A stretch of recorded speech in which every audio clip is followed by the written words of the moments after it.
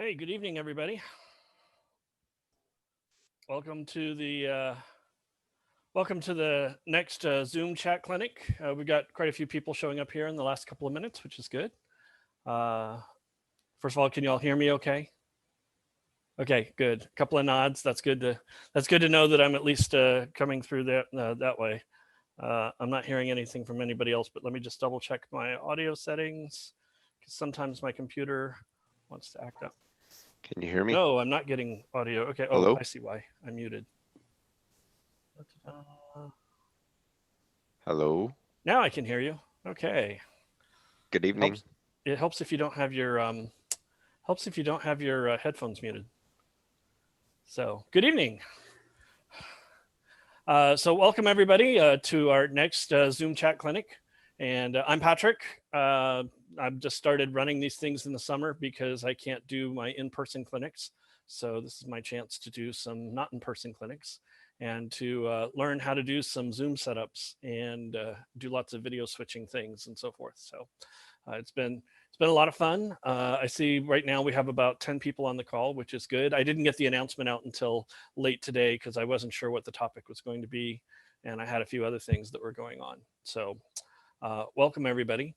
For tonight, I just have a few different topics. What I thought I would do is I've been getting email questions from coaches for the past week, and I thought I would just go through some of those email questions just in case anybody else had the same questions, and to cover a couple of the new things that have come out in the last couple of weeks, look at the control hub, the expansion hub, and ways of setting those up. And then the software development kit was released today, which was a good thing. Yeah, Joe is saying yay, I'm saying yay.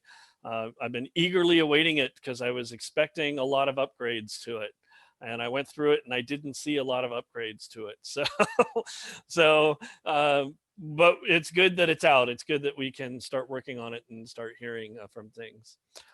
Before I begin, anybody else want to say hello? Jump in, have any questions, anything like that? Hello. So hello, Joe. Joe Varnell, for those of you who aren't familiar with Joe and are new to First Tech Challenge or first in North Texas, Joe is the first senior mentor for, yeah, sorry, it's been one of those days. It's one of those days, yeah. Yeah, is the first senior mentor. So he's a good resource to go if you're looking for help in organizing your team or your event or finding resources. So definitely it's good to know Joe. Anybody else want to just say hello or welcome or anything? Hey, Lon. Hey, Patrick. Long time no hear or see. Yeah, where you been? I went off the way for a while, but I'm back now. I changed schools and all, so. I heard that you changed schools, so you're no longer at Bryan Adams. But are you still gonna be doing an FTC team? Yeah, it was decided today, so that's why I'm here. It was decided today. 7th and 8th graders, but Hey. We have a lot of good middle school teams in the region. We get a lot of middle school teams that make it to the regional championship, and then sometimes they're better than the high school teams. And sometimes they're better than the high school teams. And this year, since we have more teams advancing from our regional championship, it wouldn't surprise me to see some middle school teams make it to the state championship. So I think that'll be really awesome. Let's see. Anybody else want to say hello? Jump in. Anything? Hello, Alan Stevenson with, oops, sorry. Go ahead, Alan.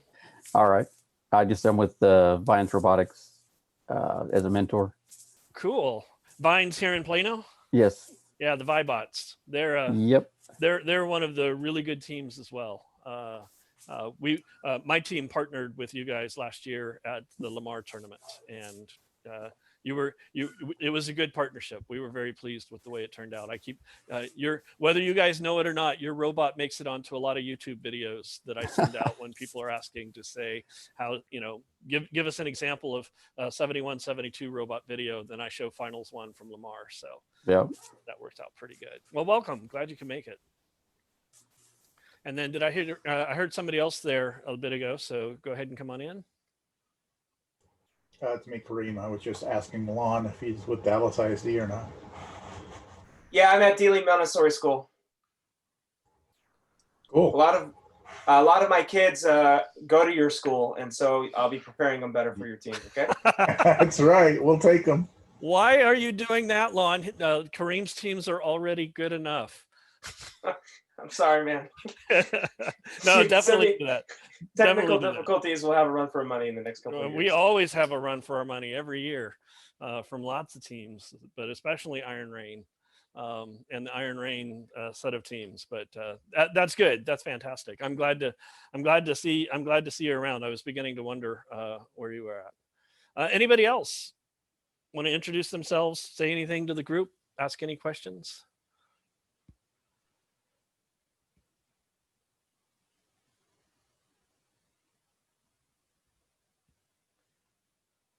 All right, so I have a comment here in the chat window. So you're also welcome to put things in the chat window as well about the videos. And so I had them in the starter bit, but I'll let me see if I can pull up a reference to it.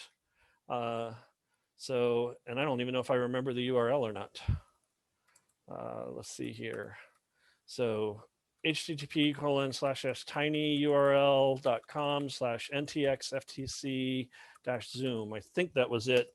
So if you go to that address, and I'll put that here in the chat for people to copy.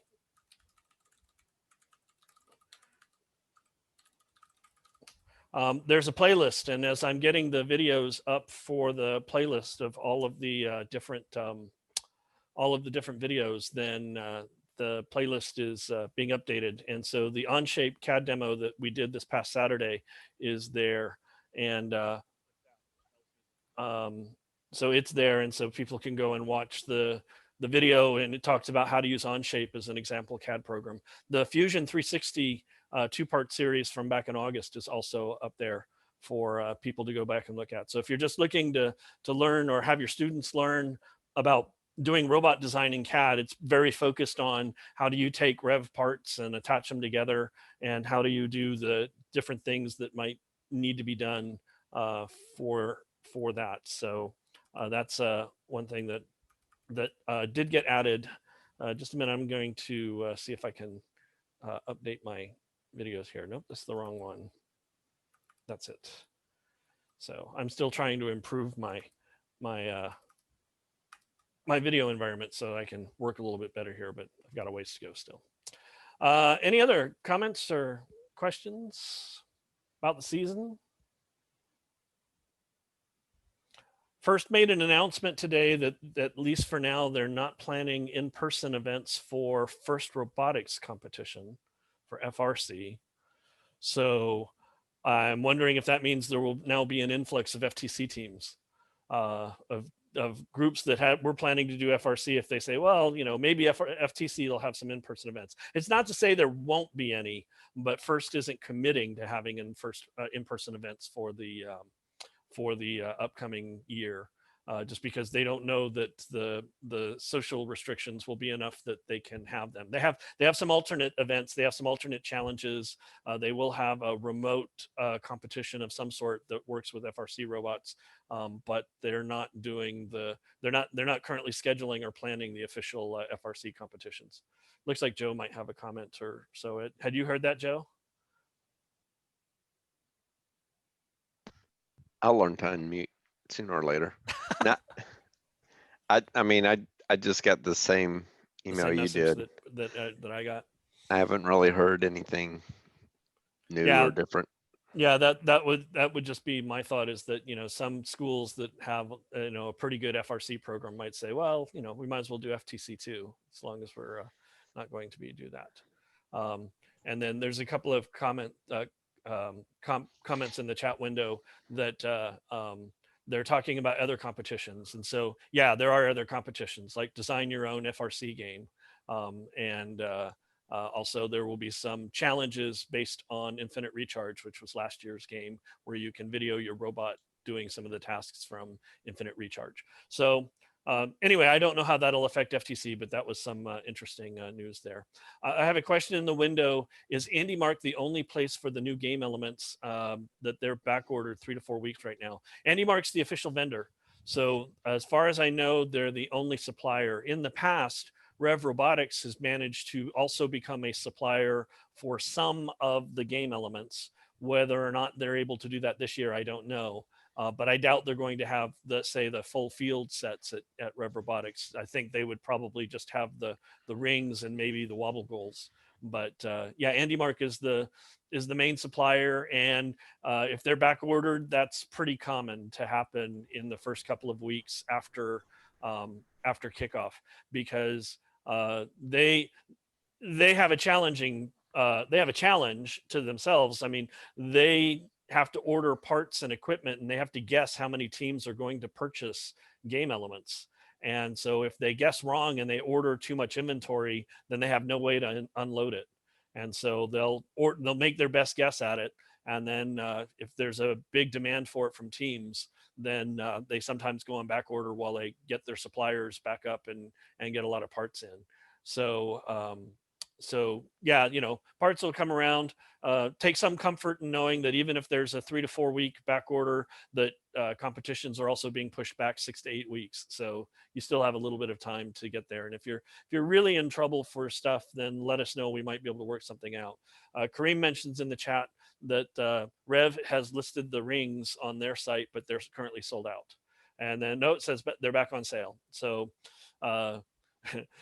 we're seeing real-time supplier issues going on for all the parts. But again, AndyMark's the official place to go, and it's just we just know that in past seasons, like Rescue was another season, that sometimes the week after kickoff they end up back ordering things and have to wait for some part to get in to be able to do it.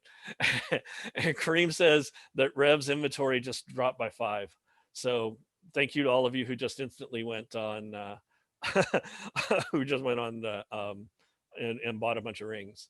And then we also got a note that some people pre-ordered and they expect to get their half this Saturday. Again, if you're really in desperate need of it, I might be able to work something out because I have a few sets and I don't need them anytime soon. So contact me. I can't make any promises. I have to check with other people to see if that's workable or not. Okay, let's see. Any other questions before I go into talking about Rev control hubs and some of the other questions I had come in? Yeah, I guess I'll ask, so who are you this year? I heard that. No, really, being serious. I know you're laughing, but who are you in your role this year, and how's it different? Are you still at UTD at all in any fashion? Or? No, I'm not at UTD at all in any fashion. Who am I is the existential question of a lifetime. So I'm still trying to figure that out. But if you're talking about with respect to FTC, UT Dallas, which is where I've worked for the last 4 years, maybe a little more than 4 years, because of the financial issues that they are fully expecting going into the upcoming season, they closed down the department where I work. And so just as part of closing down that department, everybody in the department was let go in order to try to save funds. As a result of that, they released their role as the First Tech Challenge affiliate partner, or what's now called the program delivery partner in North Texas. And so First in Texas is now the program delivery organization for FTC in North Texas, and basically for everywhere in Texas except the Houston area, I believe. And they had me come on with them, and I'm on currently to continue to be the person on the ground for FTC in North Texas. So I'm still the one organizing it and doing all those things, but I don't have the UTD job to back it up at the moment. So you're an affiliate partner still? Yeah, now called a program delivery partner, but yes, PDP. And it was interesting because First has put into place a new process for bringing their program delivery partners on board. And I had to go through that. Like they took me all the way through the offboarding process with UT Dallas, and then took me, literally cleared my accounts at first, everything, and then brought me back on through the onboarding process as a new partner. So I had to go through all the trainings again, and I had to go through all of the other things in order to get access. So I didn't even have access to the team lists until this last week. I could get it, but I had to ask other people to get them for me on my behalf because I didn't have the full access. But I'm now officially onboarded again, so emails will start going out to teams and things like that. So anyway, that's who I am now. So I am the program delivery partner for North Texas and FTC. I am a member of First in Texas now. I'm no longer a member of the University of Texas at Dallas, and I am still the coach of FTC 7172. So, and FTC 7172 is busy. It's hard to say that we're in a rebuilding year, but we did lose 5 or 6 seniors. So we're all freshmen and sophomores. So for those of you who are thinking middle school teams and at Vines, right, they're freshmen and sophomores, we're there with you, right? We don't have any senior or juniors or seniors on our team. That said, we calculated it out, and we have about 15 or 16 years of first experience on this team. So it's not like they're rookies. They've been around in first for a while. So we're still looking to have a nice and good season and a lot of fun for everybody. Any other questions?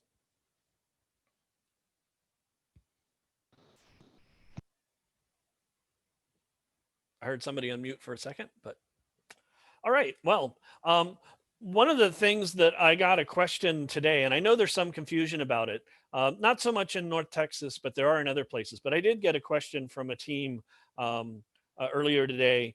Actually, I guess it came in late last night about how do you set up the control hub if you need more than 4 motors. And so because the software came out today, there's some other software updates that have taken place. I thought I would just review the control hub. Many teams in North Texas have already used the control hub. So throughout the rest of the state, the control hub is a new thing for people in the state of Texas, because we were one of the pilot regions this last year that were able to use the control hub. Now it's available throughout all of First Tech Challenge. And so there's a lot of teams that are going to be having these sorts of questions. But because we had a lot of teams last year, even though the control hub was legal, that they continue to use a phone in the expansion hub, and they're now just moving into the control hub.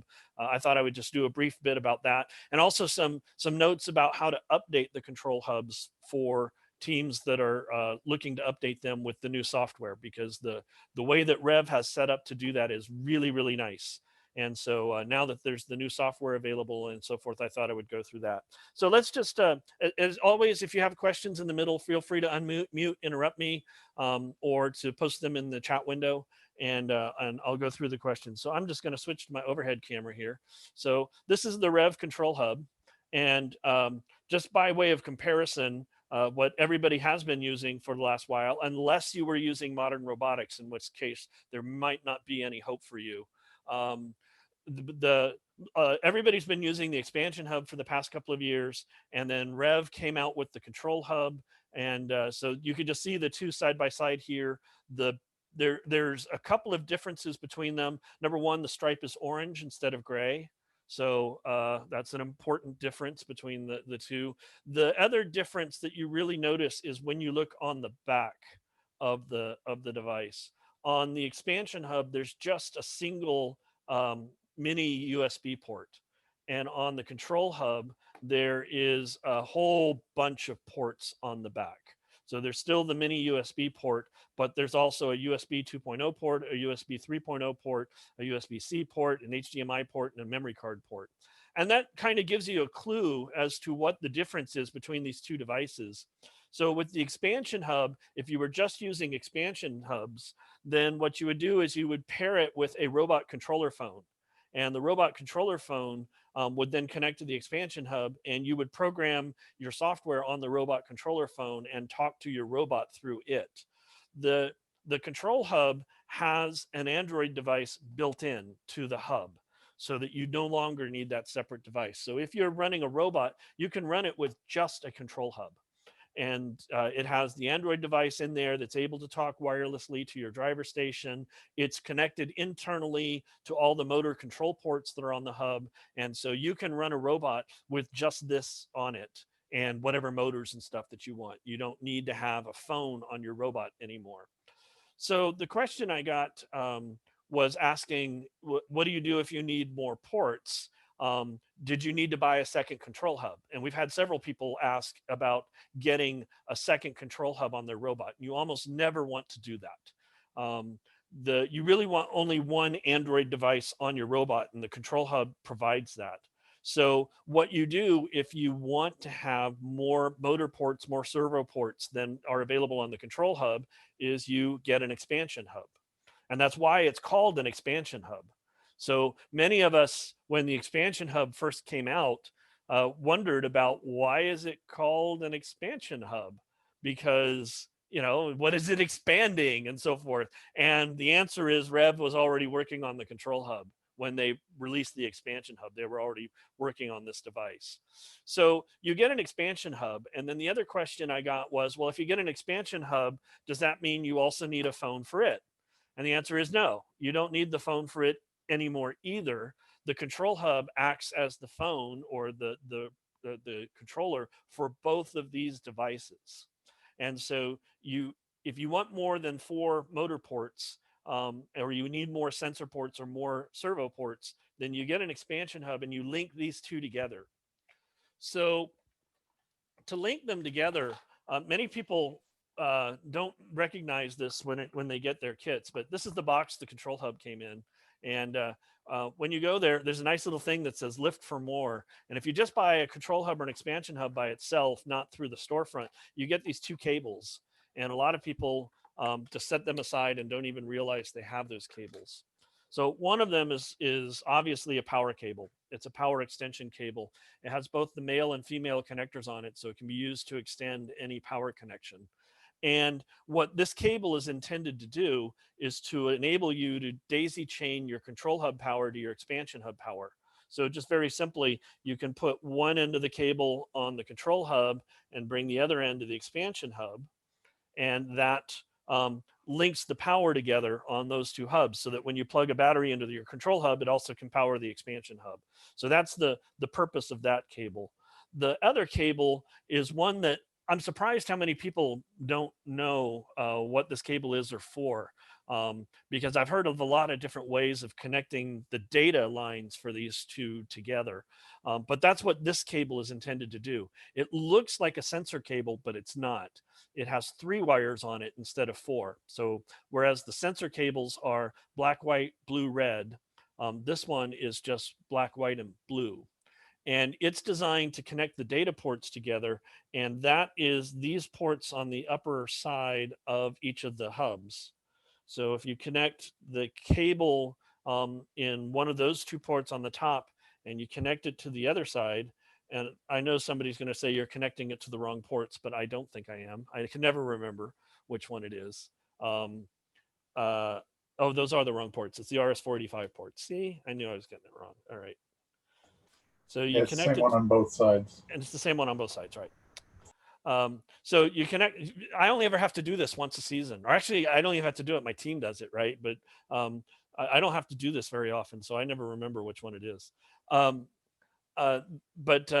you connect the RS-485 ports together with this 3-wire cable, and now the control hub can control all of the ports on this device as well as all of the ports on the expansion hub, and you just work on doing it that way. So that's the REV standard way for bringing these 2 devices together, so that when you have this on your robot, that's all you need for the control system. And then you can start attaching motors and things like that. On last year's 7172 robot, we actually just mounted these like on top of each other like this. We had a mounting system that would mount the 2 of them together like that. And that enabled us to get to all of the motor ports easily and to get to all of the servo ports easily and all the sensor ports fairly easily. It does make it hard to get to the expansion hub sensor ports, but how many teams use that many sensors, right? I mean, it's not very common for teams to be using so many sensors that you need to do it. Now I say that, but we actually did use some of the ports on the expansion hub, but it wasn't too hard to get to plug them in. And once they had everything in pretty good shape. But when we stacked them like this, it was a nice compact unit, right? We rerouted these cables so that they weren't so long. We made a much shorter power cable so that it wasn't so long. Did a variety of things, but this little compact unit was able to do all 8 motors that the team needed, all 11 servos that they needed, and their sensors and things like that. So that's one way to do it. Another way that's very common to set up the hubs on this is to have one on each side of your robot, right? So with the connections in between them, and you can get, if you need to, longer power cables or longer data cables to be able to make that connection. And so if you have one on each side of the robot, then one controller can have motor ports for all the motors that are on the left side of the robot, say, and the expansion hub can have motor ports for all the ones that are on the right side of the robot. And so there's a variety of different ways to do it depending on how you want to lay things out. The nice thing is, as I've repeated over and over and over, since the introduction of the control hub, the really nice thing is that you no longer have to deal with a phone on your robot. And more importantly, you no longer have to deal with the OTG cable that connects in the phone of the robot, because that part is a really bad connection point with a lot of failures behind it. And so getting rid of that just makes a lot of things way easier to be able to do. So that's the basics of the control hub and the expansion hub. Any comments there? So Lon points out that modern robotics is now illegal. Yes, that's true. As some people have commented in other forums, REV now has a monopoly on FTC for the control system. As far as I'm concerned, that's fine. I'm totally fine with them having that monopoly, so good thing. We had a comment that some teams printed some brackets to be able to do the offset that I talked about. That's a good thing to do. It's a very good thing to get brackets, 3D printed brackets or something to secure the power cables in here. These connections can go bad, especially if you do a lot of repeated plugging and unplugging of the power cables, then they can get loose. And so it's a good idea to do some 3D printed connections. I'm slowly putting together a library of useful FTC 3D printed parts that I'm going to be publishing, much like my hardware guide that I did last week. Lon points out the address of each hub must be different. Yes, it is. However, there's a change this year. So the control hub always, so if you're using 2 expansion hubs, yes, you have to worry about that. In the latest software release that came out, the control hub gets an address that only it can have. So no matter what your expansion hub is set to, it'll work with the control hub, and you don't have to worry about possible conflict. There was, and also it means the control hub no longer blinks blue; it stays solid green. So that's a change to the control hub with the new software that just came out, is that it has its own address on the bus, and you don't have to worry about a conflict with the expansion hub, which you did have to worry about if you were doing multiple expansion hubs or in previous seasons. It also used to be that if you had 2 expansion hubs, then the one that was closest to the phone, or if you were using a control hub, whichever had the Android device with it, needed to be the lowered number address. And that's no longer the case either, right? So they did get rid of that particular pain point. So that's a nice thing to also be aware of, is that you no longer need to change the address or worry about the address on the control hub. You only have to worry about addresses if you're using a phone and 2 expansion hubs, which is still legal. But I encourage everybody to use a control hub. We may see the blinking of the address, and we can look at that as we go through here. Any other comments or questions just on the wiring part to see? Yes. There's also a special setting to set between the phone and the control hub, like the channel and frequency. This is true also, and we're going to see that in just a little bit. But now when you load the new software onto the control hub, it automatically wants to put you in the 5 gigahertz band for Wi-Fi communications. So let me just explain very quickly about Wi-Fi. So the older standard is the 2.4 gigahertz standard for wireless communications, the older Wi-Fi signals, the ones that have been around for a couple of decades. And the 2.4 gigahertz spectrum has worked fine. That particular set of bands has worked fine, except that there are only 3 usable channels, 1, 6, and 11. And they aren't really good about handling overlap. So if you get to an FTC event, especially a large FTC event where there may be, 50, 60, or even hundreds of FTC robots all trying to share the same bandwidth, the same network Wi-Fi bands, then they start to collapse on each other. A few years ago, 5 gigahertz Wi-Fi started becoming more popular. And so the control hubs have the ability to communicate in either the 2.4 gigahertz band or the 5 gigahertz band. The 5 gigahertz band is much better. For one, it doesn't broadcast as far. It doesn't propagate as far. So the signals don't travel as far, which is kind of what you want in a robotics competition. You'd really like your Wi-Fi from the pits to not be interfering with the Wi-Fi on the fields. Secondly, there's a lot more channels, and the channels don't interfere with each other. REV is able, because they now control the Android device that's in the control hub, they're able to tune it really well for the 5 gigahertz band. So by default, it will default you to the 5 gigahertz band for doing that. Why that becomes important with the note that was in the chat is that if your control hub is talking on the 5 gigahertz band, you want to make sure that your driver station phone, so this is the one that the team members have with them that the game pads connect to, you want to make sure it's also talking on 5 gigahertz. The newer phones that are being sold by First all generally do the 5 gigahertz band. Some of the older Motorola phones, and certainly the ZTE Speeds, don't do the 5 gigahertz band. They only do the 2.4 gigahertz band. And so we had some teams last year where they would show up at competition, and for some reason their phones would only connect some of the time to the control hub. And I troubleshooted a team. I don't know if it's the same team, but I troubleshooted a team that was having this trouble and couldn't figure it out. And then finally realized that what was happening is sometimes the control hub was coming up in the 2.4 gigahertz spectrum, in which case it would connect to the phone. And sometimes it was coming up in the 5 gigahertz spectrum, in which case the driver station could never see it. And so we went and programmed their control hub to always stay on the 2.4 gigahertz channels, and then their problems went away. How do you check? So a question just came up. How do you check the phone to see if it will connect using 5 gigahertz? I don't know. I usually have to go look up the model specs. But it's probably worth just getting make sure to go ahead and get a 5 gigahertz phone.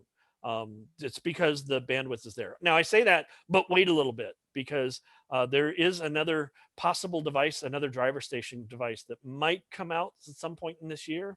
So if that happens, then it might be worth saving for that. I hear little rumors about it from time to time, and some of you might have even seen one or two of them at previous competitions. So I don't know. I don't have any inside knowledge as to whether or not that would happen, but you can do that. Kareem Varani points out correctly, the ZTEs are illegal this year, the old ZTE phones, which means I have about a dozen or so ZTE phones. So if anybody has a use for those, they do make nice paperweights, and the batteries tend to go bad on them. But they're no longer legal for use in First Tech Challenge. And I don't even think you can get the software onto them anymore, because it does have to be Android 6 or greater. That's another change that they made for the software. So cool. Any other questions on those before I go through the update process? Okay, so I'm going to take. Sorry. Go ahead. I did ask REV, since there is basically an expansion hub inside the control hub, could you choose to use it with a phone and still connect it on the back for the phone's camera and interface? And the answer is no. Okay. It turns off the when power comes on, it turns off the port back there. It turns off the mini USB port. Yeah. Right. So you could open up your control hub and sever the lines or something like that, but please don't do that. You don't want to do that, because it's still if you don't apply 12-volt power, it's still you can still access it as a normal control hub using the old software if for some strange reason you need to do that. So there you go. Right. So if you're using a control hub, you're not putting a phone on your robot. So, and as far as I'm concerned, that's a good thing. Although I do understand the camera issue. You know, cameras. Who knew that cameras would end up being such a precious commodity going into this season? That's kind of a big thing that has changed this year. All right, let me set up my screen so I can share this a little bit better. Not that screen, that one. And let me go into Zoom and share the screen so it'll show up correctly. I think I got this right this time. There we go. So hopefully y'all can see my Windows desktop. Windows, wow. Yeah, exactly. All right. So well, I am actually running Linux, right? So this is Windows running under Linux. And the first thing I can report today is that the REV hardware client does run in an emulator under Linux. So I was not sure that it would do that. Most of you will never encounter that unless you happen to be running Linux like I am. It was an interesting test today to see what would happen. All right, so I downloaded today the REV hardware client. And it's just a piece of software. And when, you know, saying it's just a piece of software is really not doing it justice. It's a really nice piece of software. And what it does is that REV has created this software package as the central client for all of their products. Anything where you might need to update firmware or make changes or do things like that, then the REV hardware client is supposed to take care of it. And so it's kind of the one-stop place to go to get things onto your clients, onto your devices that come from REV, and even non-REV devices in some cases. And so here I've got the REV hardware client up and running. I don't have any devices connected to my computer, so I'm gonna do a couple of device connections here. I'm going to move the expansion hub off to the side and do the control hub. So this is a control hub that hasn't been touched since last season. It's and actually towards the beginning of last season. It's one that I managed to bring with me from UT Dallas. UT Dallas had acquired a reasonable number of REV starter kits and control hubs and expansion hubs. And rather than have those go to surplus at UT Dallas, I managed to get them transferred to First in Texas so that we can still use them for FTC purposes. So that was one thing that I was very glad to do. So on the control hub, I'm going to go ahead and attach power to it here because I have a battery. And so this switch is going to let me turn on power. And I'm going to plug it in to my USB cable to the USB-C port on the control hub, like so. And so now I'll turn it on. When I turn it on, you'll see the light goes blue here, and that means it's in its boot up sequence. And so I'm going to give it a chance to boot up a little bit. And oh, good, that just worked out really well. So what's happened over in Windows is it popped up in the REV hardware client. The REV hardware client detected, oh, there's a control hub, and it pops up here and it's got the little warning triangle. And the warning triangle is telling us that, hey, this control hub, there's updates available for it. And so if we just click on the control hub, it'll tell us what all is there. So I just selected the control hub, and it now is showing me all of the different things that need to be updated to bring it up to date for this season. So the first thing that's there is the operating system. That's the Android operating system that is on this control hub is currently at 1.0.0. The latest version is 1.1.1. And so I can select to update that. The robot controller app is at 5.2 from last season, and the latest version released today is 6.0. And so that's the minimum version required for this season, for the Ultimate Goal season. So it's out of date and we can update that.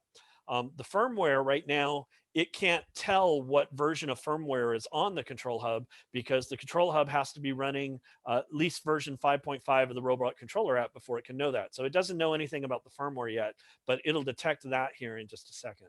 So I'm going to just say update all. And when I do update all, it gives me the warning, just as was mentioned in the chat earlier, saying, hey, you know, the access point is going to get set to 5 gigahertz, right? So if you have an older device, an older laptop, or an older driver station that can't talk on the 5 gigahertz band, you may need to switch back to the 2.4 gigahertz band. I'm going to update that to include that. And so now it's doing the update. If you don't already have a copy of the update software downloaded from the first GitHub site, then the hardware client will download it for you. It will download the latest version for you onto your laptop or onto your Windows device, so that you know you're getting the latest version. So you don't even have to worry about doing that. You just install the hardware client, and then it manages the downloads for you to get the devices onto the thing. So right now it's uploading the new operating system to my control hub. And if we just go and look, that's the wrong button. If we just go and look, my control hub is just sitting there nicely. It's blinking green every so often. I'm going to go back into Windows here. And it's continuing to upload that. It's probably now getting ready to do a reboot on the control hub.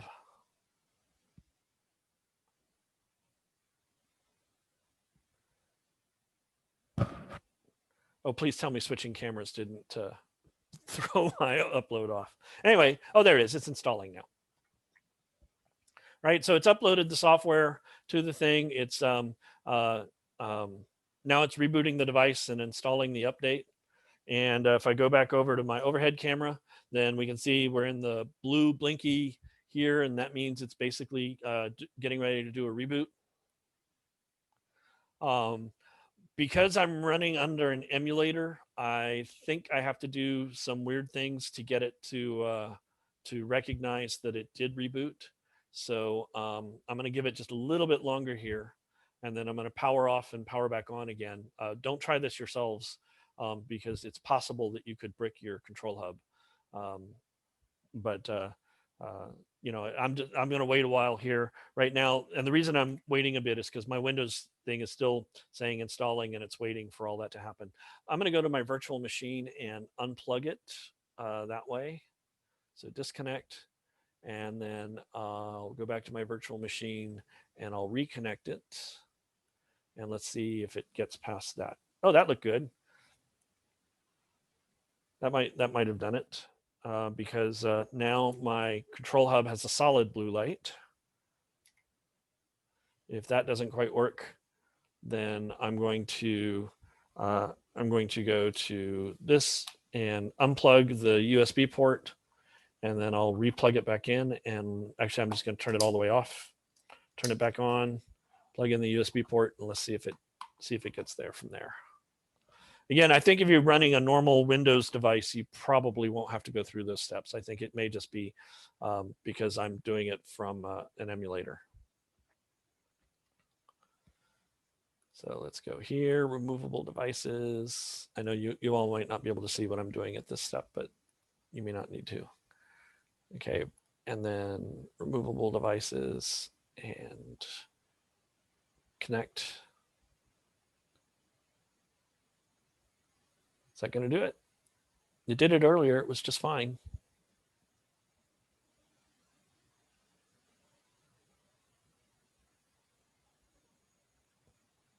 All right, let me try one more time.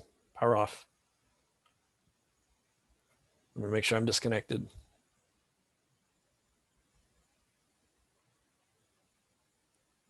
Yeah, I'm disconnected because it doesn't even show up on my list of devices. Turn it on again. Let it boot.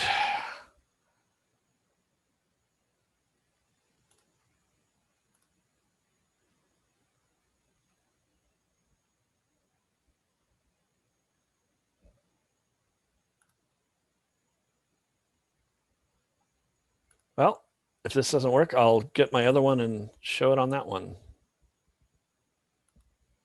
Although I think it's going to work this time. I'm just going to let it sit there for a bit.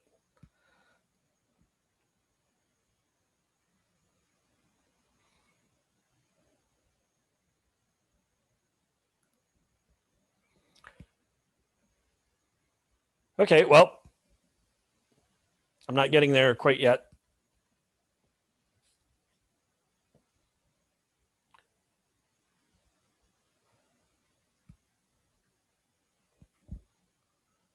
Darn it, this just worked earlier. It was just fine.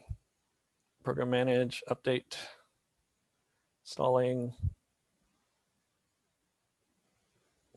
All right, well then let's just try, we'll try the big reboot here. Disconnect.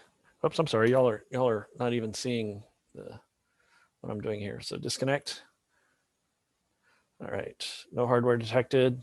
I'm gonna reconnect it, removable devices, and reconnect it to the system. It knows it's there. Oh, okay, got it.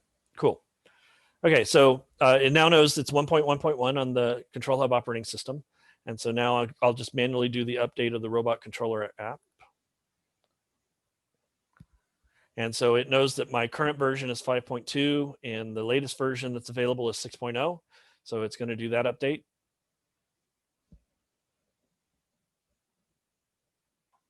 It should do that update.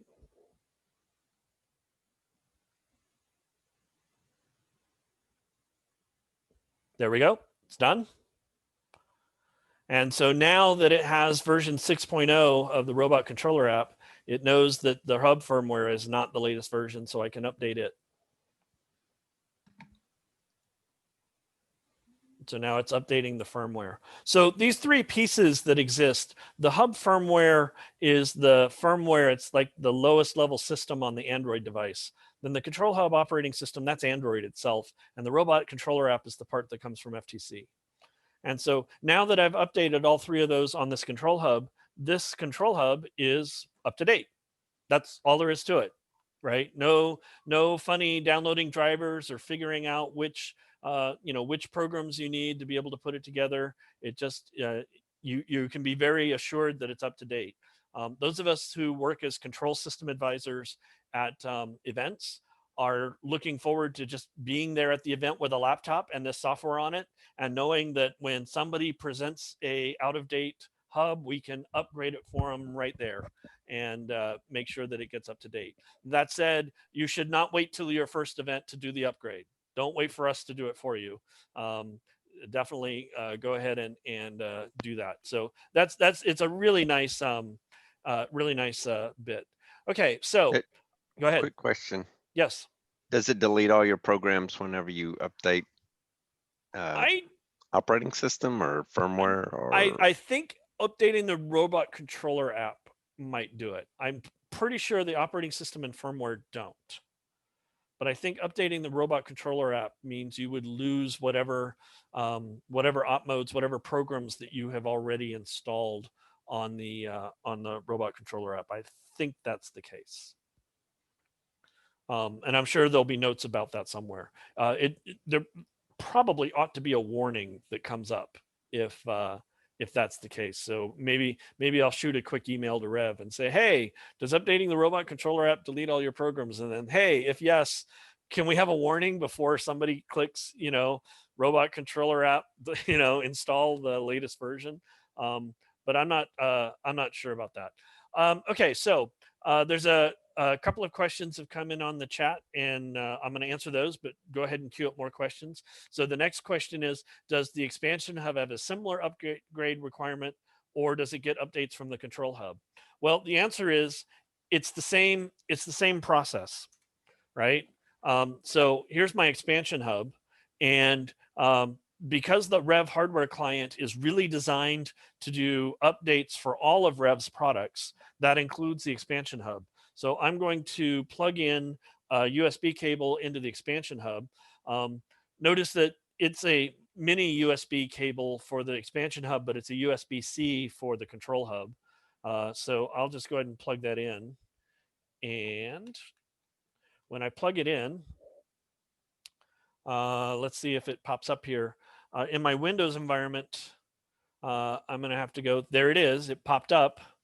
Right, and so now it knows about both of these, and for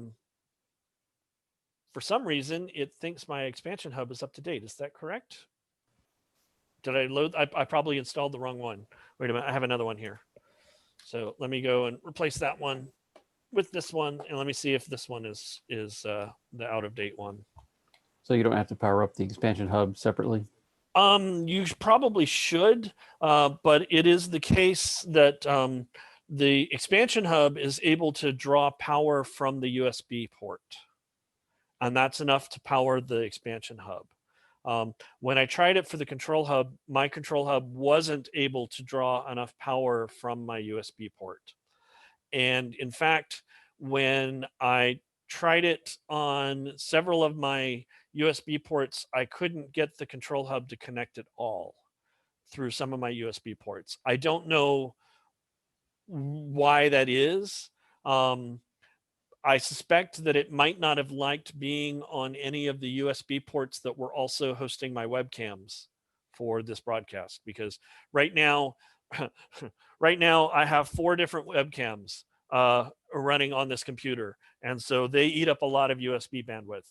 And I have like 8 different USB controllers and all sorts of things. So I think it might not have liked that the control hub. I had to put it on a specific USB bus before it would recognize it, and then I had to get power for it to be able to handle it. And then, but for the expansion hub, it seems to be able to do that. And I'm getting a warning that my internet connection's unstable. Okay, so let me hope that I stay connected. I see all of you moving. I see all of you moving. Apparently something happens at 7:50 at my house every Thursday, because this is the second week in a row this has happened. So hopefully I'll stay connected this time and not lose the connection. At any rate, the expansion hub, as you can see, I connected it, and I'll do the overhead shot. It's doing the video there. So going back to Windows, the REV hardware client automatically saw that it's there and that it needs an update. So I'll click on it, and it says the firmware that's on the expansion hub is 1.7.2, and you should have at least 1.8.2. So I'll just hit update for that, and it will update my firmware on the expansion hub.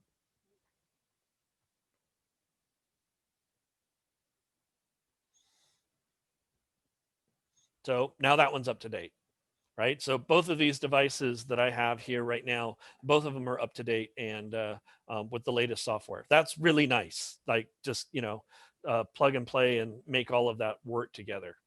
The thing that I'm also very happy about is that not only will this program your control hub and your expansion hub, but it will program your phone also. So this is a Motorola phone that I have. Is this the right one? Let me see which one is which. I have one that I just did a factory reset on, and then I have another one that I didn't. So I'll find out which one is the factory reset phone.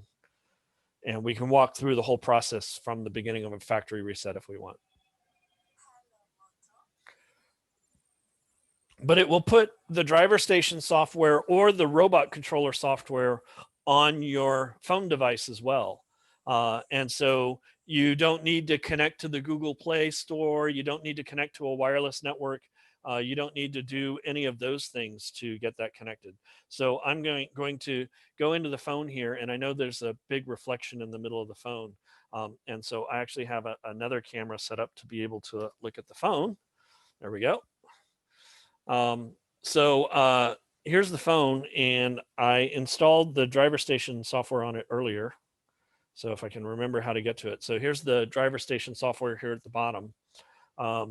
And so I'm just going to uninstall it real quick so that we can see the installation process on this phone. Mobile data's off. Yeah. And this is one of the reasons I'm not happy with the E4s, because it sends all sorts of prompts there in the middle.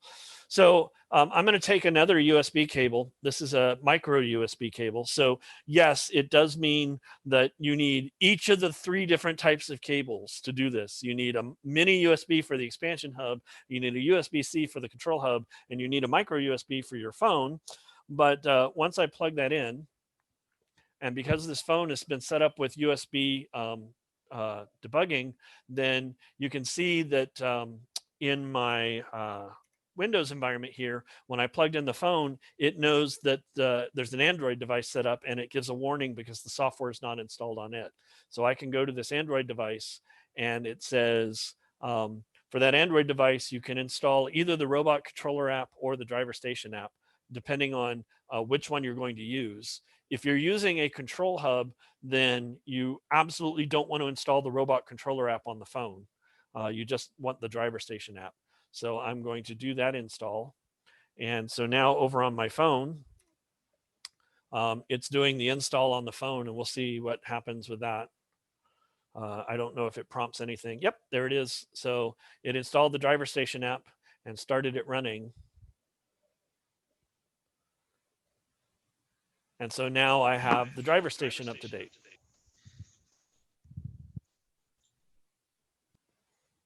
Oh, did I cut out again? No, you're good. Okay, good. Right. And so now the driver station has been installed on this phone, and I can start to work to connect it to the robot controller or whatever else that I might want to be putting together. So the little hardware tool is really, really handy for being able to work on and work with all these different devices. I'm going to unplug my expansion hub, and I'm going to re-plug in the control hub here, just to show the other parts that can happen. I might need to, yeah, so I'm going to unplug it and re-plug it in. So hopefully it'll come back up.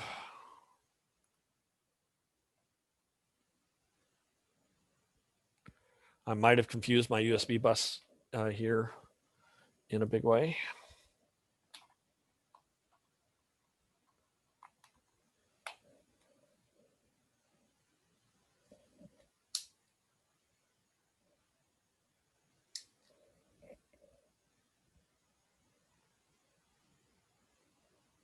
Okay, I may not be able to get the control hub back online because, again, I'm doing weird stuff here on this poor computer. But anyway, that's the overall overall process for being able to get the software updated. It's really nice. It's really easy to do, easy to put together. I'm going to watch in the background and see if my device ever shows up again. And if not, then I will not worry about it. The other nice thing about the hardware client is you can do other things that you would really like to be able to do. Oh, that's a good question. Can I scan for the device at the bottom? I can, except that it's not even showing up in my list of available devices at the moment. So I do think I confused my USB host, but let me try it one more time. There is a scan for devices button here at the bottom left where you can say, please look for other devices. Actually, let me pull away the Android device and see if that enables the control hub to show up again. So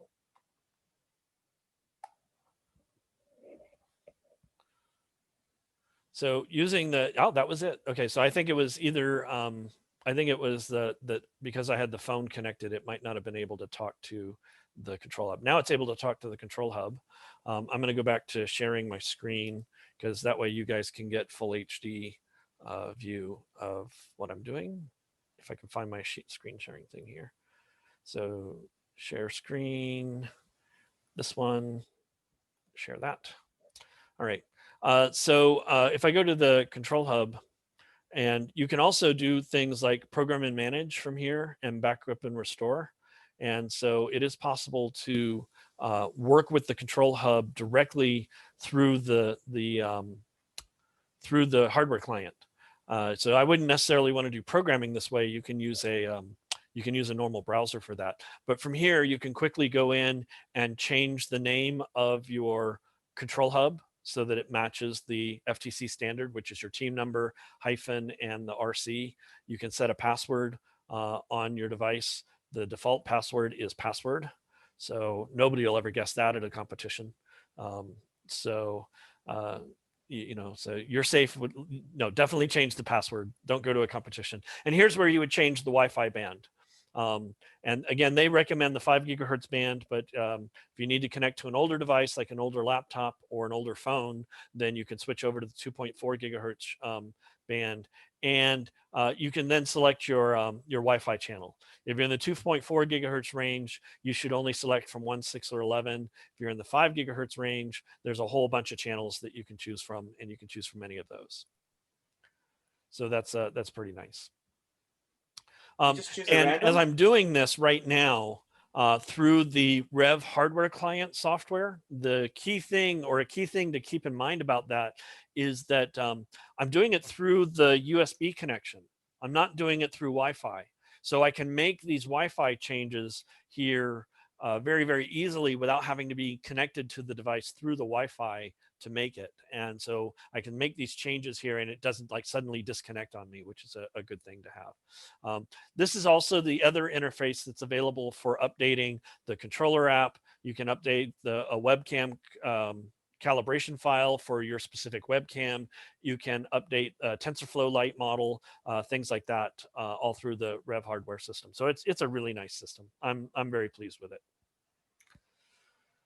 So, I have any comments or questions on that? Okay, so a couple of them that have come in. Teams should download their code on a frequent basis. Absolutely. You should download your code from the Control Hub. When I get into the programming sessions that I plan to do at some point in October, then I'll show how to do that. It's real easy. You right click and you get a zip file and it gives you a copy of all of your program code. And that's what my team did last year, is about every 30 minutes or so, or every time they got to a checkpoint, they would just right click and save a zip file and uploaded it into their instant messaging system where everybody was communicating. And that way they had always had a copy of the latest version of the code, and they had a history of the code in case they needed to go back to an earlier version pretty quickly. Then Lon asks, do you choose channels at random? You can. Often when you get to an event, the FTAs will tell you to go to a specific channel. Like they'll divide up the available channels by teams. And so they'll say, you know, this set of 4 teams are on this channel, and this set of teams are on this channel, and this one are on this channel. And that helps divide the spectrum up so that you don't have people stomping on each other at the event. And it's much less likely to have that. I have another question here about Fusion 360. I'll come back to that when I'm done talking about the Control Hub and the expansion hubs. But I'll make sure to cover that one before we get to the end thing. Any other questions or comments on the REV control system and the new hardware setup? It looks pretty nice. Beautiful. Is it new? Is this brand new, or has this been around? So the new software did come out today, and I started trying to look through it to see what new features would be there in the software development kit that teams could start making use of. And so I'm going to go to that. I'm not going to, oh, okay. I'm going to switch to my Chrome window here as soon as I can find it. There we go. So if you need to get the software independently, or need to look at it independently, not through the REV hardware update client, then you can get there by going to github.com/firsttechchallenge.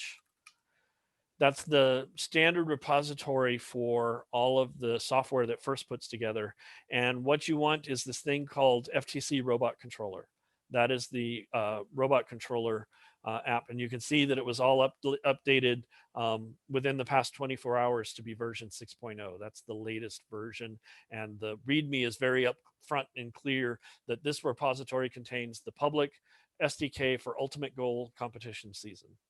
So they have links to where it was before, but you should definitely be using this one. The reason why I would typically go to this page is that there's online tutorials available through this page about how to use the Control Hub, how to use OnBot Java, how to get to the programming parts of it. And there's various other user documentation and tutorials. But the part I was particularly interested in was the JavaDoc reference guide. And that is what describes all the programming features.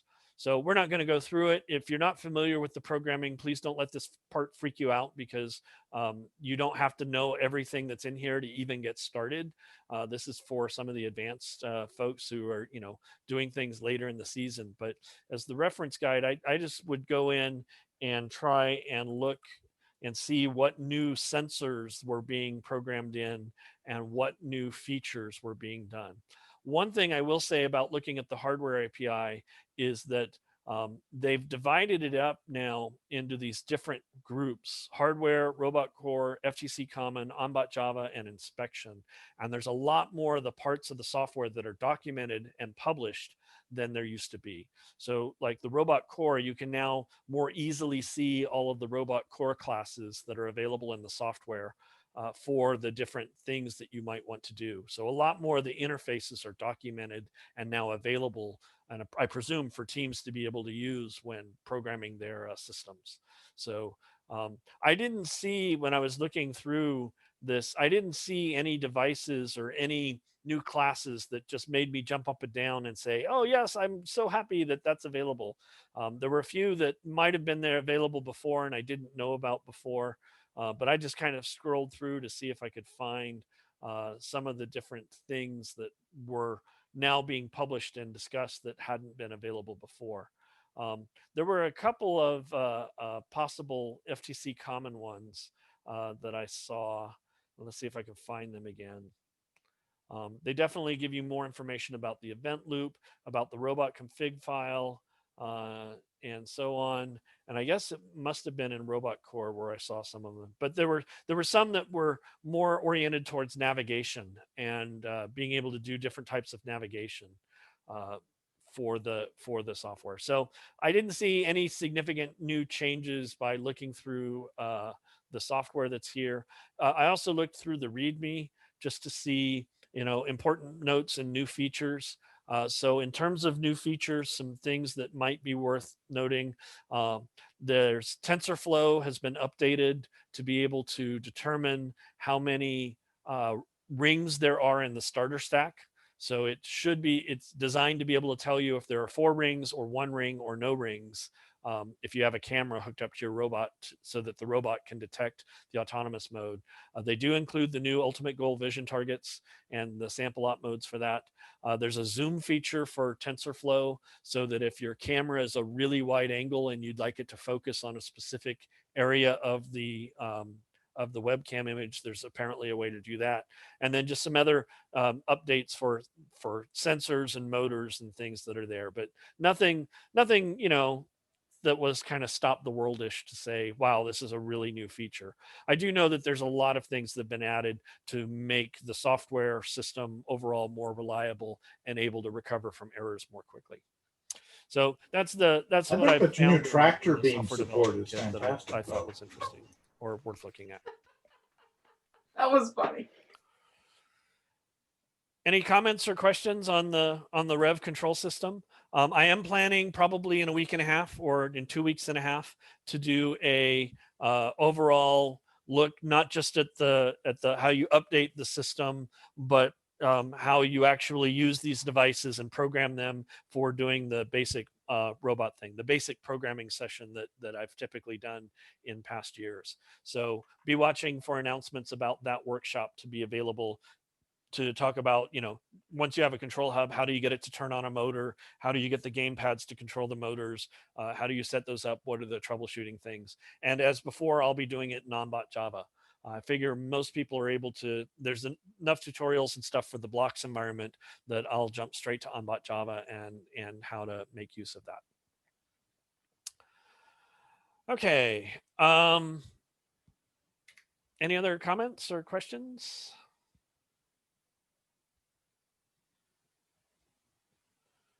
I can find my Zoom window again. There we are. Cool. All right. So there's a question here about how to get Fusion 360, and that somebody's been having difficulty getting Fusion 360. So my first answer is that Autodesk has been redoing their licensing altogether, and so I would suggest just try again. I know that for my team's Autodesk Fusion 360 account, I sent in a service order to try and get access to it, and I got an automated message back saying a ticket had been opened, but I never got another response. And so I sent another request in, and then finally I just tried uninstalling and reinstalling the Fusion 360 software, and then it worked. So I don't know if they took care of it or what happened after that, but it was working for me at that point. So if you're still having trouble with it, try again. Also, when you're asking for the free trial, make sure that you are looking for the the the first version, the one that is for competitive robot teams and not just their free trial. So if I just do Fusion 360 and I go to the Fusion 360 page and go to their main page, they have a free trial offer here, and that's really not the one you want. Is not that free trial. So if you do that, it has some limitations and so forth. What I go to instead is to go to, I look for Fusion 360 First Robotics and go to First Robotics page. And then from that page, going down to Fusion free software for First, I follow this link and say get Fusion 360 from there, and follow this set of links to get set up for Fusion 360, and not just their free trials that are up at the beginning part. So when you get to this part, the next step would be create an account, but it somehow knows that you're coming in trying to be a first group. And then for educational role, if you're a student, then obviously say student and give your school. If you're a coach or a mentor, put down that you're a design competition mentor, and your institution type, you could put either a high school or university, either one. High school makes sense because you're mentoring a high school team, and then say next and go in and build your account that way. But definitely go in through the first competitive robotics licensing to get that, because that's better than the free trial version. If you're still having trouble, I would say reach out to Autodesk. They have some customer support options and things like that. And they tend to, sometimes they're a little slow. I think they were slow in this first couple of weeks, probably because a lot of teams were trying to get into Fusion 360. Also because they were doing their overall license model changes as well. But just keep trying, and you should be able to get through to Fusion 360. If that doesn't work, then go to then try Onshape. So Onshape has been very responsive for me in terms of being able to get Onshape for first teams. And again, I did Onshape. I did a search Onshape for FTC, and using Onshape for FTC, and that took me to a bunch of different places with libraries and tutorials, and there's also a web page that describes how to do that. So you could try that as well. So I would look at both of those. Another question came in: the REV hardware program access through the REV itself. Kareem very quickly got the answer for that one, but just to have that. So if you go to the REV robotics site, then you can go to competition FTC, or is it, I think it's tech resources. I got lost looking for this earlier because I went to tech resources and I went to First Tech Challenge, and that took me to their new documentation site, which is really good, but you can't find the software here. Or there it is. Wait, maybe you can now. So then I'll go to software. Oh, maybe I just missed it earlier. So you can go to the software resources, and then right here at the top of the table of contents is the REV hardware client, and you can download it there. It only works on Windows systems. So if you don't have a Windows system, borrow one, get access to a Windows system so you can run this client, because it's much easier. It is still possible to do the upgrades through the interfaces, the other interfaces as well, but the REV hardware client is so easy. That's just what I would recommend. So that's the easiest place to get that. So you can go to revrobotics.com/software directly, or if you start at the REV site, then you can go to tech resources, either First Tech Challenge link, or if you just keep scrolling down to the bottom of this page, you can get to the software from there. The other questions I had this week for things that were going on was I'm getting a large number of coaches asking about the remote events and how remote events will work. And I'm just going to put my hands in the air and say, I don't know yet. There was a meeting today for the PDPs where they explained a little bit more about the remote event process, but their message continues to be, we're going to get the software to you sometime in the first week of October or at the very end of September. So I don't have any further details about how remote events are going to work on a detailed level than what other coaches and what most of you have seen yet. So just be patient with us. We'll get some answers to you sometime in October. We're still looking at what our possibilities for events will be in the upcoming season. I'm still waiting to see, and we'll start looking at the November and December timeframes, looking at what the possibilities might be at in-person versus remote events going into the spring. I do know that we will be pushing our season back from what we've done in previous seasons. So we won't have any official competitions, I don't believe, until after the first of the year. We will be competing in January, February, and March with qualifiers and league events. Our regional championship will be in mid to late March or early to mid-April. So somewhere in the mid-March to mid-April timeframe is when we're looking at holding our regional championship. The state championship is going to be in May or June, and that's still being worked out. And then the world championship is in July. So there's quite a bit of time to work to work on things and to get event schedules and so forth. I do know going into the season, we will have some remote events available. Those events will be prioritized to teams that choose not to do any traditional or in-person events. If we have no in-person or traditional events, that would mean everybody, and we'll have a lot of remote events in that case. If we are able to have in-person or traditional events, then you can choose to go to those, but other people who are unable to attend those or don't want to go to the traditional events would get priority for the remote events. I am still hopeful in all situations that the championship events, that's the regional championship and the state championship, are in-person events. If they're not, then we'll figure out what we need to do for those, for remote events for those. But right now, the planning still continues to be that those would be traditional events held in person, possibly with remote judging, but the robot game competition itself would continue to be in person. So that's what we're hoping for as well. Will the registration costs be different for traditional versus remote? I think almost absolutely.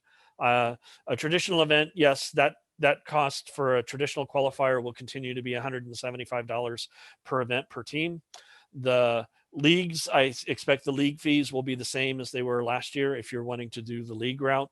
The remote events, I can't justify $175 for a remote event because our costs should be so much less for that. Our costs would be primarily looking at, we don't have to pay for volunteer food. We don't have to pay for custodial. We don't have to pay for cleanup. Our costs should be a lot less. There may be some costs if we're trying to set up locations where teams can go to run their remote events. But I know remote events certainly won't be any more than a traditional event, and I would expect them to be somewhat less. But we do still have some costs. We still have to arrange for video conferencing systems for doing judging. We still have to arrange for trophies. So we do have some costs. So there will be some costs for the remote events, but we're going to wait and see what those costs are. And I can't really decide that till I find out the details and the logistics of what a remote event actually involves. And so until I actually see the software and systems, I don't know what that is. So I'm sorry that we can't give you a good heads up on the registration costs, but I can give you upper bounds on what they will be, which is no more than they were last year for all events, and remote events should be substantially less. The other questions that I've been getting is from rookie coaches asking, how do you organize your team meetings and things like that. I'm hoping to have probably next week's chat clinic. It'll be an open forum to hear from some of our veteran coaches whose teams are already meeting and say, hey, how's it working? What's working for you? What's not working? Just so that we can share ideas. So that's the likely topic for next week's chat clinic on Thursday night. I can tell you that my team has been meeting 3 times a week, usually for about an hour and a half to an hour to an hour and a half. And our meetings have been mostly check-in meetings just checking in on how people's progress is taking place and reviewing what they've done. My team is very much designing the robot in CAD. So they've already worked on designing a shooter. Another group is designing the drivetrain. Another group is designing the intake. And so they're working independently on their components, and our meetings have been checking in. They share their screens with their Fusion 360 models to let everybody look at them. We make comments. We say, hey, we don't think this is going to work, or we think this will work. And that's been working pretty well. And the team seems fairly enthusiastic about that. The other thing I did is for our team to start getting parts to individual team members. So we received our field, and I made Ziploc bags with groups of like 3 rings in them for our main designers, and said, come by the house and pick them up. I just left them on the doorstep. So there wasn't actually any person-to-person interaction at all. And they were able to come pick up rings so that they could feel them, touch them, move them, get a sense of what they're like.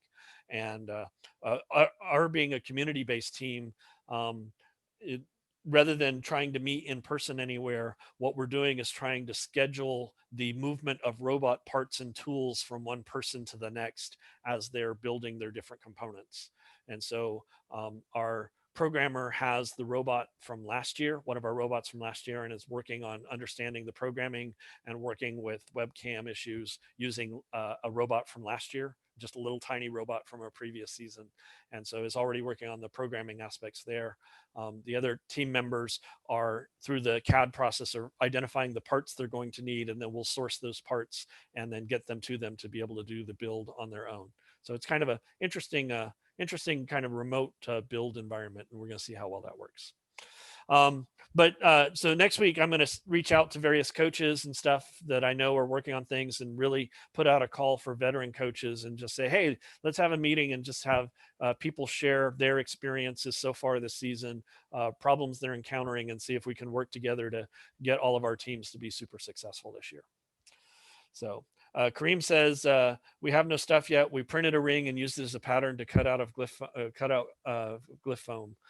Yes, so hopefully some teams will be receiving their Andy Mark parts soon to be able to do that. That's too stiff, so tried rolling up window gasket. I'm going to be ordering a bunch of rings from my First in Texas account to have as spares. And if people are still having trouble getting their sets, then I might have a ring lending library here and say, if you can make it up to Plano, then I'll loan you a ring or two, so you can at least have something to be working with. Because everybody who whenever I've managed to get a ring to a new person, their comment is always, wow, it's a lot softer than I thought. So they are really, really flexible.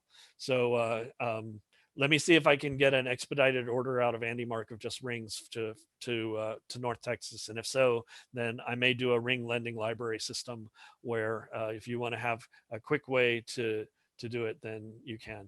Kind of like yoga mat material. I don't know. Let me go grab a ring real quick. I should just leave one here at my video workstation. Let me go grab a ring real quick. Y'all can chat. Somebody else can take over for a second. Let me get a couple of rings, and we'll see if I can describe the bendiness better than we've done in the past.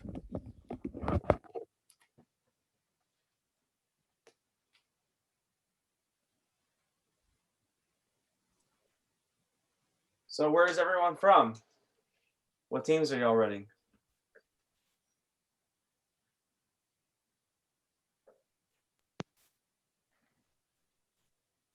Runner. Say that again. From Runner Middle School. Oh, okay. You're a middle schooler. Mm-hmm. Oh, interesting. Okay, I'm back. I have a ring. By the way, the puns on the Andy Mark website just are amazing. So they say when Tolkien wrote his Lord of the Ring trilogy, this is the ring they were talking about. Or when Beyonce had the song, this is the ring she was talking about, right? So they have all of these pop culture references about rings. And one of the groups I was with, they thought that they should get a picture of one of their team members with rings plastered all over them and call that the Lord of the Rings, right? So you just have all sorts of different things. Okay, so the stiffness, the flexibleness of this. Yoga mat material is not a bad way to thinking of it. Uh, maybe I don't want to do this, but maybe I should cut one of these open to figure out what's on the inside. It is all the same material. Do And Rev, it. Do it. did a video where Greg Nadell from Rev kind of described what material it is, but it's really flexible. It's really flexible in a lot of different ways. So I almost, to me, it reminds me of a Nerf toy more than Mr. anything else, McCott, except that the outside is fairly solid. It's very smooth and solid. So I don't know what it looks like on the inside. Yeah, you have a yes. question. Wait, I can't No. hear what Joe just said. So let me see.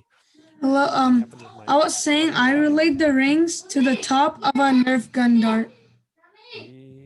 Orange part of a Nerf gun dart. settings. I think Just a minute, let me Patrick's switch having speaker microphone. issues with this. There. Okay. There. Okay. Good. I hear you. Ask your question again. Yeah. It wasn't a question, but I was just saying Oh. that the rings, they're like the top of a ring. 1 second.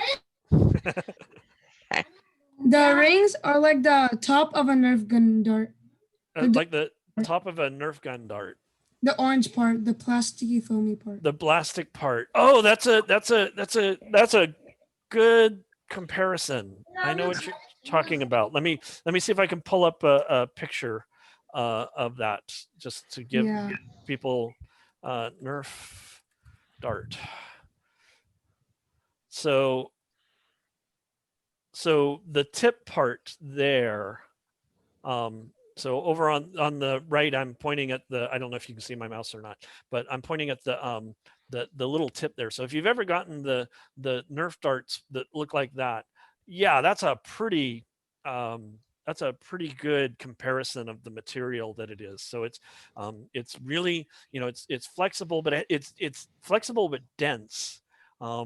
And it's really strong, this material, whatever it is, because you can really like pull on the ring a lot and it wants to snap back into shape pretty well. I have yet to see, not that, the rings have not been subjected to 71, 72 levels of mechanisms yet, but they don't seem to scratch, they don't seem to tear, they don't seem to gouge, at all, from just the kind of things that we've been doing with them so far. So they seem pretty sturdy, and at the same time, it's like, anyway.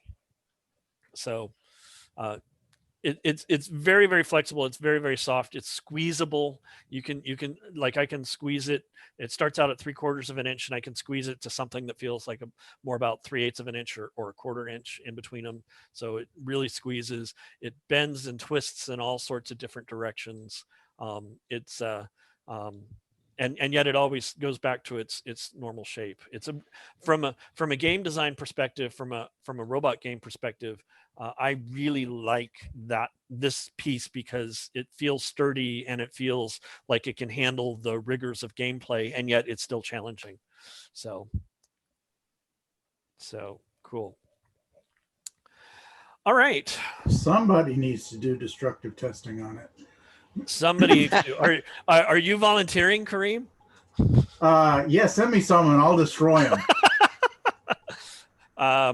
I will see if I can get you a couple, and I will. All right. I'm convinced. Here, we're gonna do it. It's all right. I got 5 coming. So I got. But I'm convinced. We're just gonna do it right here on camera, right? So everybody can all see right, it. cool. All right. Let me grab a pair of scissors.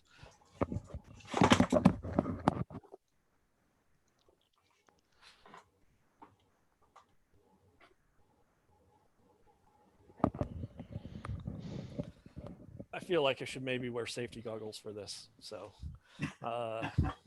just to be modeling correct behavior, but we'll pretend I'm wearing safety goggles. So anyway, so here, all right. So here I have my pair of scissors or whatever. Let's see if I can cut this or not. Yes, it does cut, like so. So it does cut pretty cleanly. And let me see if I can get to if I can get to a close up of it. Same color inside too. Yeah, it's definitely all one material. So on the inside, it feels a bit rougher and a bit more porous. Let me increase the exposure on that. Nope, that's too much exposure. So on the inside, it's definitely a bit more porous and so on. But I was able to make a pretty clean cut there without too much trouble. So that that destructive test is worth considering. Now it's really flexible. Now it really is wanting to like bend and stretch and do all sorts of things. You know, it's like I can make it almost straight here, and then it definitely pops back into shape pretty well. So, but the thing that I think you know always surprises me is just how smooth the surface is, especially given that you know the inside is a foam surface. So you know, we talk about it like being like a yoga mat. It could be like a yoga mat material. It could be very much almost like the floor tile material that we have, except it's obviously stronger than that. It doesn't tear as easily as the FTC tiles on the floor do. So that anyway, that was that test. Let's do a puncture test here real quick. So I'm just going to take a sharp bit and see if I can puncture. Oh yeah, that just went right into the ring like no problem at all. So I can definitely poke holes in it pretty easily. Let me try a slightly larger bit.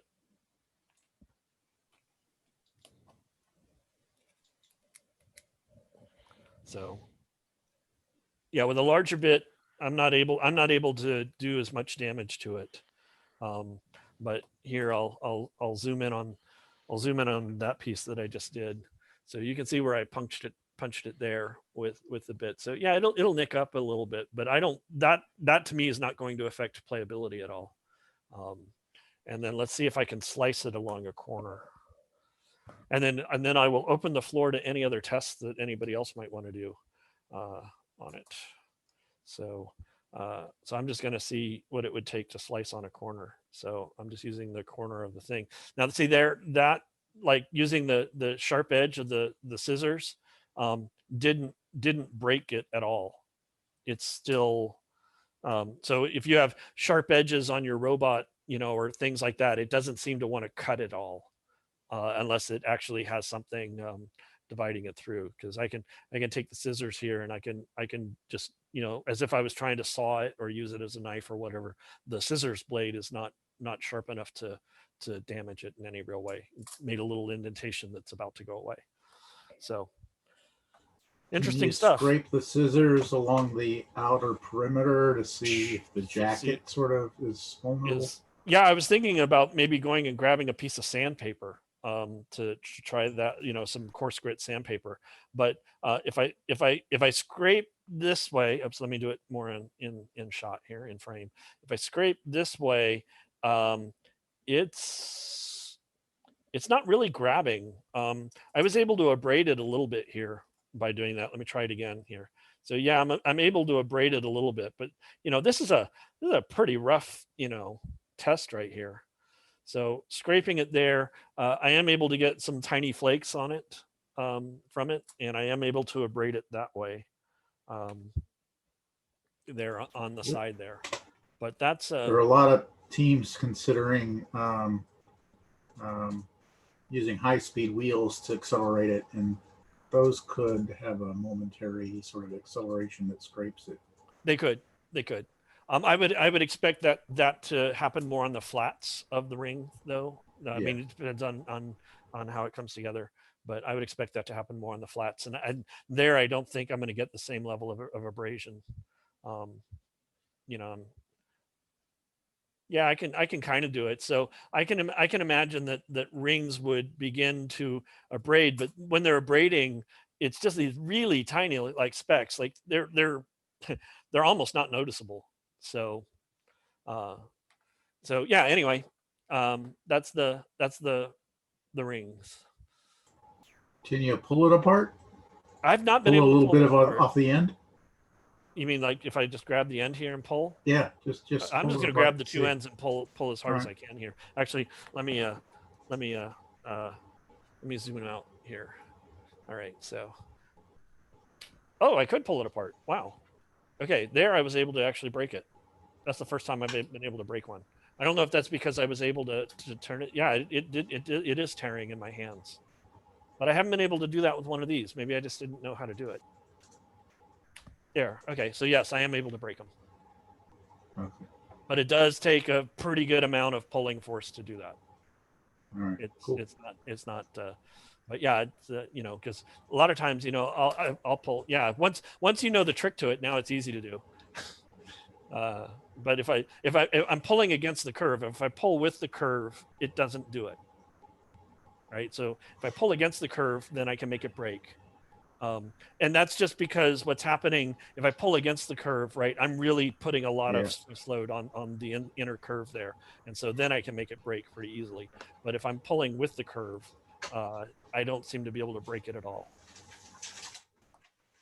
So there you go.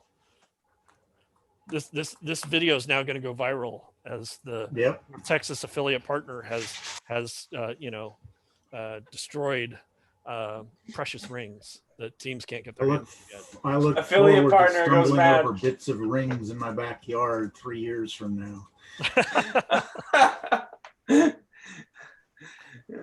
The one thing that kind of concerns me is places that have dogs, because these look like fantastic chew toys. Yeah. And so you know, that if a dog were to get a hold of them, then I suspect a dog could chew one up and tear it up, especially after being able to tear this one up. Then so it looks like that you do have to be a little bit aware of the possibility of damaging the rings, but it's not been something that in our testing that we've been too concerned about yet. So cool. Thanks for sacrificing $6 to the cause. No problem. No Can problem. you do a digestive test on it? No, I'm just kidding. No, but if Kareem was volunteering for the destructive test, if you want to volunteer for the digestive one, then I'll get you one. Hey, you know what? Now what I can do is I can with what I've done here, right? I can now give 6 teams samples. I've just increased from 2 rings, two samples to 6. Just keep doing it, and it's exponential growth. You know. Exactly. There was another comment. Go ahead. Dip it into the water. Dip it into the water. Water game. And fiber test. I'm pretty sure it'll float. Yeah, it wants to float. It's like a closed cell foam. It's very much a closed cell foam, especially on the outside with as smooth as it is. It doesn't feel like it's absorbing water, but it's definitely like popping up to the surface a fair bit. And let's see if it absorbed any water here. Is it hydrophobic? Yes, the outside surface, like, so I'll dip it in the water, and the water is definitely beating up on it. Right. And if I just like scrape it with my hand, it's almost completely dry. So yeah, it seems to be, at least on that outer surface, it seems to be pretty hydrophobic. There is a little bit of absorption through in the open side there. There might be a little bit of rubber. So yeah. So I don't. There's a bunch of engineering notebook possibilities for studying the composition of the rings and figuring out what it is. And I'm now going to put my water aside and not drink it and do inadvertently the digestive test. So now the burn test. No, sorry, not.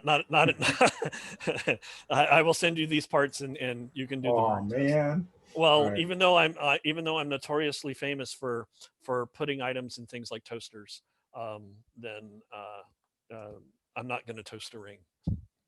Wow, it's so funny because today was physical and chemical change with my 6th graders, so this just completely connects. Oh, wow, really?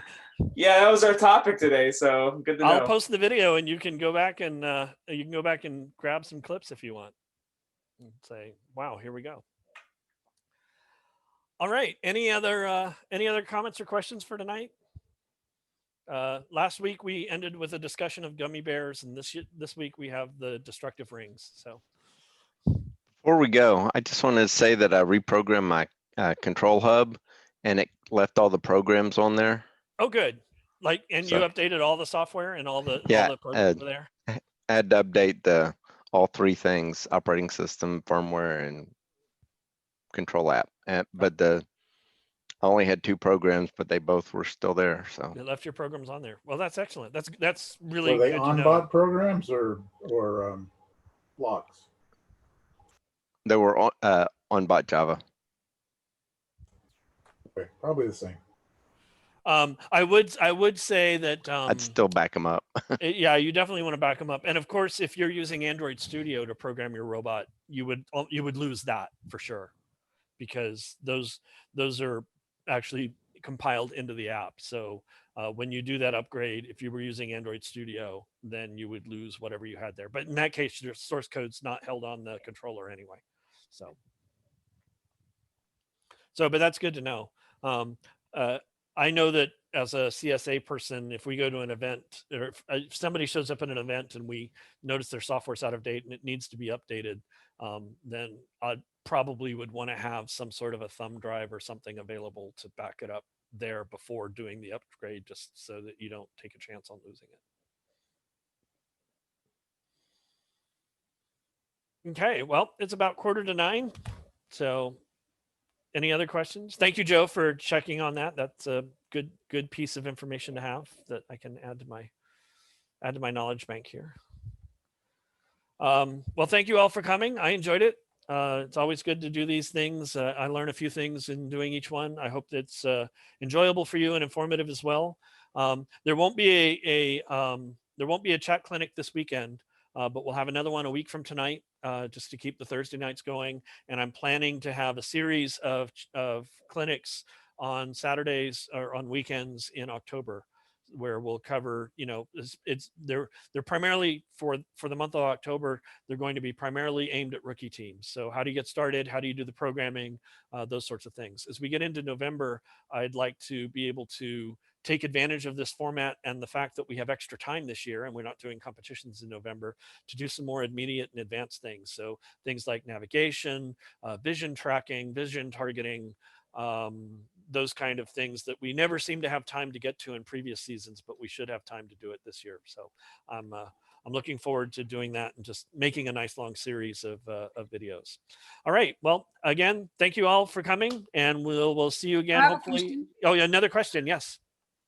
So how you were saying about the TensorFlow and how the camera or something could like count the rings and like how many rings there are? Yes. That work? So there's an example program in when you download the new software, there's an example program. And so I would go look at that example program, but tune in next week, because we'll almost certainly do that.